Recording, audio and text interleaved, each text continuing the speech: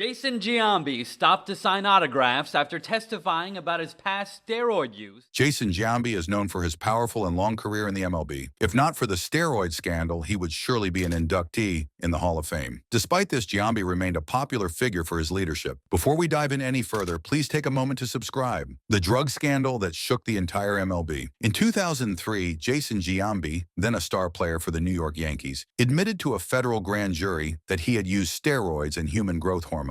His admission contradicted public denials he had made up until then, where he repeatedly claimed he had never taken performance-enhancing drugs. Giambi's testimony was part of a larger investigation into the Bay Area Laboratory Cooperative, which was at the center of a major steroid scandal in sports. According to his statement, Giambi said he obtained the steroids from Greg Anderson, who was known as the personal trainer for San Francisco Giants superstar Barry Bonds. While Giambi confirmed that Anderson was the one supplying him with steroids, he did not implicate Bonds in any wrongdoing. Giambi pointed out that Anderson kept quiet about who else he was working with and was secretive about the methods he used to assist other athletes. Giambi's younger brother Jeremy, who played as an outfielder for the Oakland Athletics, also testified before the grand jury. Like his older brother, Jeremy admitted to injecting banned substances that he received from Anderson. Both Giambi brothers confessed that they had started using steroids even earlier in their careers. However, they were granted immunity from prosecution as long as they told the truth during their testimony. Had they lied, they could have faced charges of perjury. When it came to baseball's rules at the time, it was unclear if Jason Giambi could face any discipline for his steroid use. Although penalties for steroid use were introduced in 2003, player-specific testing didn't begin until 2004. This meant that Giambi's admissions, while serious, didn't automatically lead to a suspension or punishment by Major League Baseball.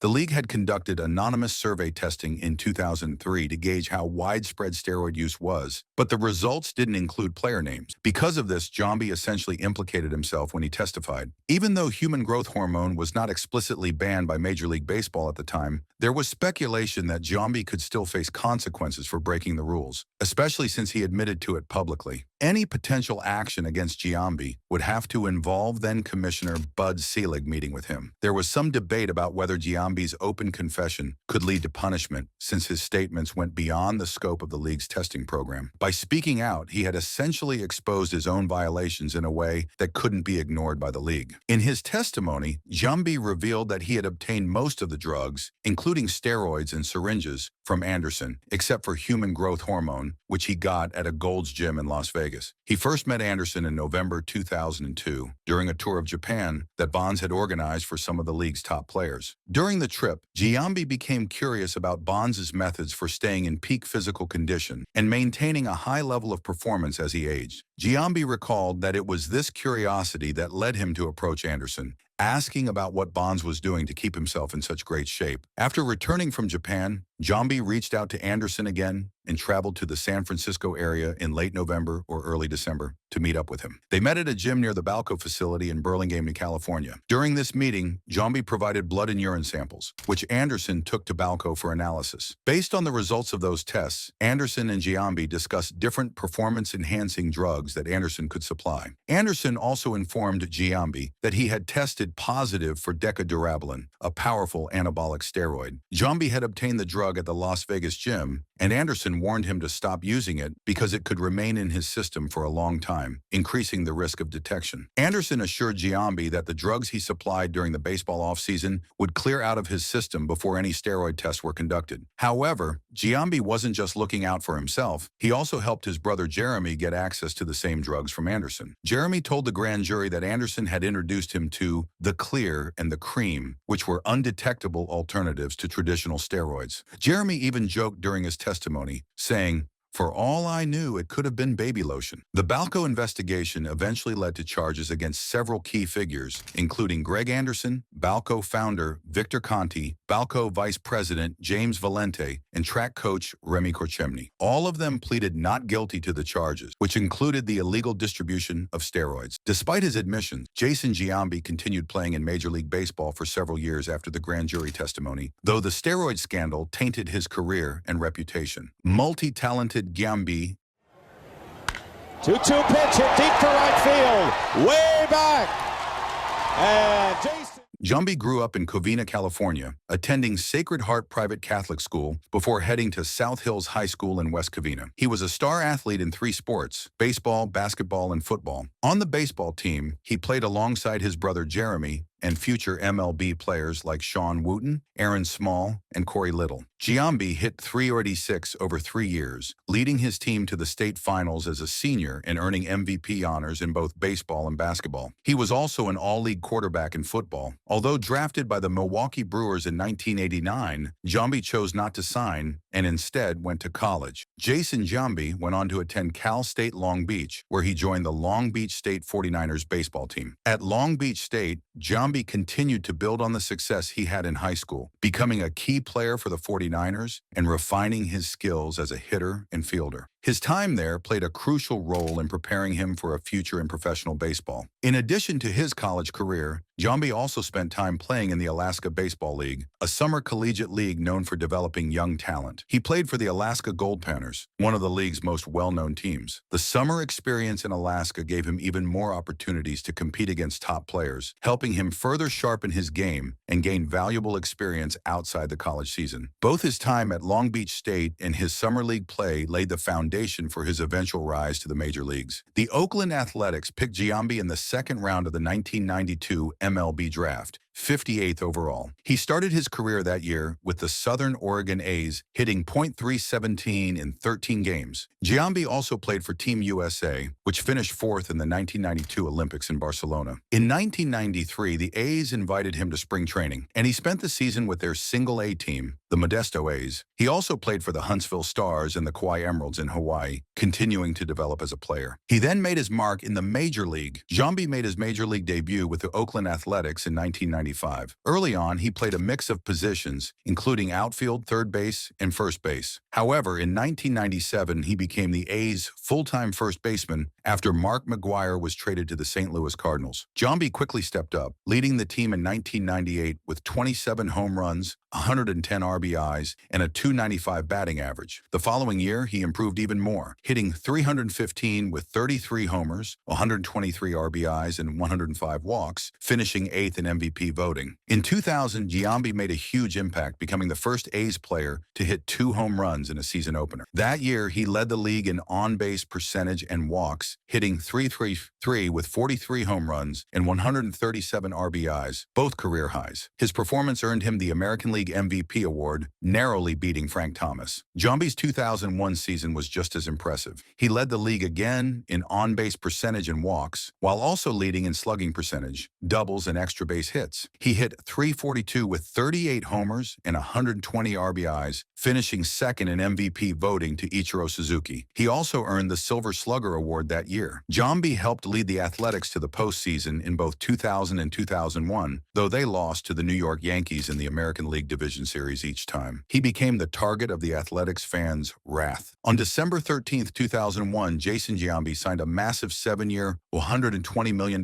contract with the New York Yankees. True to Yankees tradition, he cut his long hair and shaved his goatee. This decision didn't sit well with many Athletics fans, who felt betrayed by the loss of their team leader. Whenever the Yankees played in Oakland, Giambi faced a lot of backlash from A's fans. In fact, during a game on May 14, 2005, an unruly fan threw a beer at him as he walked back to the dugout. Despite the rocky start, Giambi continued to shine with the Yankees in 2002. He led the league for the 2nd year in a row in times on base, reaching that mark 300 times. He also had 109 walks, which was 2nd in the league, and finished 3rd with a .435 on-base percentage and 15 hit-by pitches. Giambi hit 41 home runs, knocked in 122 runs, and batted .314, which earned him a 5th-place finish in AL MVP voting and another Silver Slugger Award. One of the highlights of the season was when he hit an ultimate grand slam, a walk-off grand slam against the Twins in a thrilling extra-inning game that ended 13-12. In 2003, although his batting average dipped to 250, Giambi still showed incredible patience at the plate. He led the league in walks for the 3rd time with 129, hit by pitches with 21, and had the highest percentage of plate appearances that resulted in walks at 19.4%. He also had a solid on-base percentage of .412, ranked third in the league, and hit 41 home runs with 107 RBIs, finishing eighth in that category. However, he also led the league in strikeouts with 140, marking the only season he made the top 10 in that statistic. Then came the incredible resurgence after the tumor. On July 30th, 2004, Jason Giambi's test results revealed that he had a benign tumor, which put him on the disabled list. He underwent treatment for the tumor and returned to the Yankees for a game against the Kansas City Royals on September 14th. Despite finishing the season with a .208 batting average and only 12 home runs, Giambi was voted as the starting first baseman in the 2004 MLB All-Star Game. Unfortunately, his poor performance meant he wasn't included on the Yankees' postseason roster. However, things took a turn in the middle of the 2005 season, marking a resurgence in his career. On July 31st, Giambi hit his 300th career home run off Esteban Yan of the Los Angeles Angels. That home run was his 14th of July, tying him with Mickey Mantle for the Yankees' record for the most home runs in a single July. By the end of the 2005 season, Giambi had some impressive stats. He led the major leagues in walk percentage at 20.6% and topped the American League in walks for the fourth time in his career with 109. His on-base percentage was .440, ranking him third in the AL, and he also had a fly ball percentage of 47.7%. With an OPS of .975, he finished fifth in the AL. He hit 32 home runs, marking the seventh time he reached 30 or more in a season, and was fourth in hit by pitches with 19. For his impressive comeback, Giambi was named the AL Comeback Player of the Year. He continued to rise through injuries and mishaps. In 2006, Jason Giambi had a fantastic April, earning the title of American League Player of the Month after hitting .344,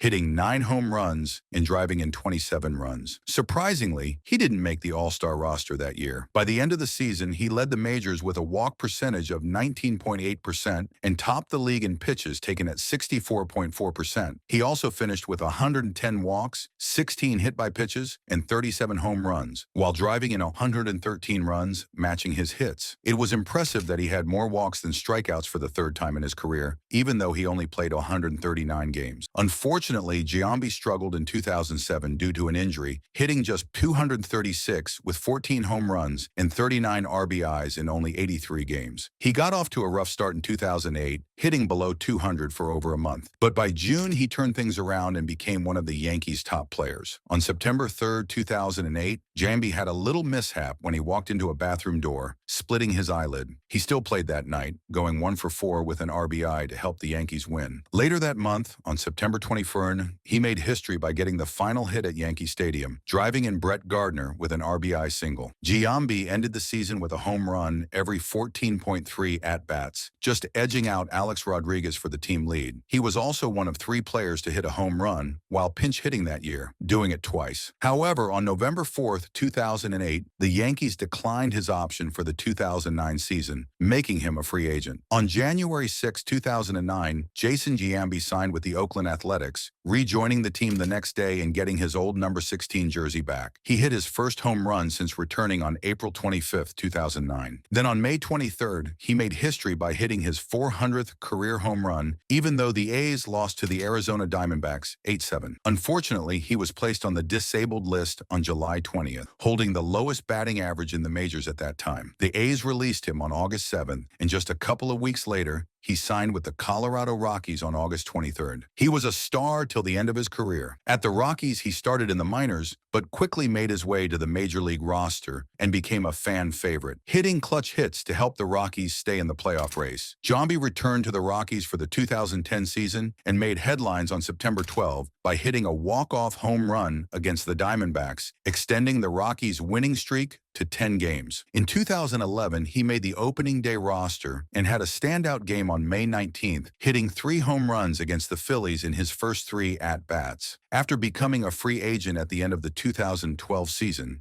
Giambi briefly considered a managerial position with the Rockies, but decided to pursue playing instead. He signed a minor league deal with the Cleveland Indians in February 2013 and made the major league roster after spring training. On July 29, 2013, he became the oldest player to hit a walk-off home run, breaking his own record again later that season. Giambi re-signed with the Indians on October 31, 2013, but missed the start of the 2014 season due to a broken rib. He made a notable gesture on August 2nd, giving up his number 25 jersey to Jim Thome for unofficial retirement. Giambi then announced his retirement on February 16, 2015, closing the chapter on an incredible career. Many believe that without the shadow of the steroid scandal, Giambi would have been a strong candidate for induction into the Hall of Fame. That is it for this one, but if you happen to like MLB legends, make sure to check out our latest videos on our channel, Baseball Icons. I'm sure you will love it. Oh, and while you are at it, drop a comment telling us who to cover next, and don't forget to subscribe.